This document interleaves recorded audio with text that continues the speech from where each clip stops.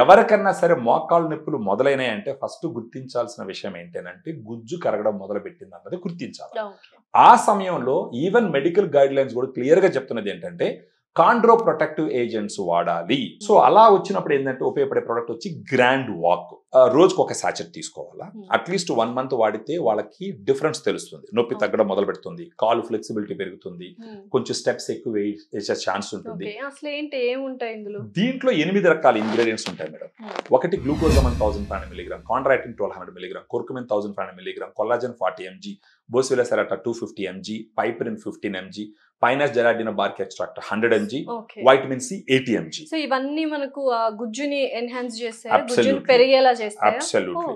దీంట్లో గ్లూకోజామైన్ కాంట్రాక్ట్ ఎలా ఉపయోగపడుతుంది అంటే గోడ కట్టేటప్పుడు సిమెంట్ ఇటుకురాలు ఎలాగైతే ఉపయోగపడుతుందో ఈ గ్లూకోజామైన్ కాంట్రాక్ట్ ను బోస్విల్లా సెరాటా ఇవన్నీ కలిసి ఆ గుజ్జుని పూర్తిగా కరగనివి ఫస్ట్ తీసుకోవడం మొదలు పెడితే. మెయిన్ వచ్చేసి కరగడం మొదలు పెట్టిందంటే ఏజ్ వలనో, వెయిట్ వలనో, లేకపోతే సెడెంటరీ లైఫ్ స్టైల్ వలనో పూర్తిగా కరిగిపోకుండా బ్లాక్ చేయాలి. అలా ఉపయోగపడేది గ్రాండ్ వాక్. ఫర్దర్ గా ఎక్కువ రోజులు వాడుకుంటూ పోతే అక్కడున్న గుజ్జును కూడా స్లోగా పెంచుతూ పోతుంది. ఫస్ట్ బ్లాక్ చేయడము, డిగ్రేడేషన్ బ్లాక్ చేయడము, ఫర్దర్ గా పెంచుకుంటూ పోవడం అన్నమాట.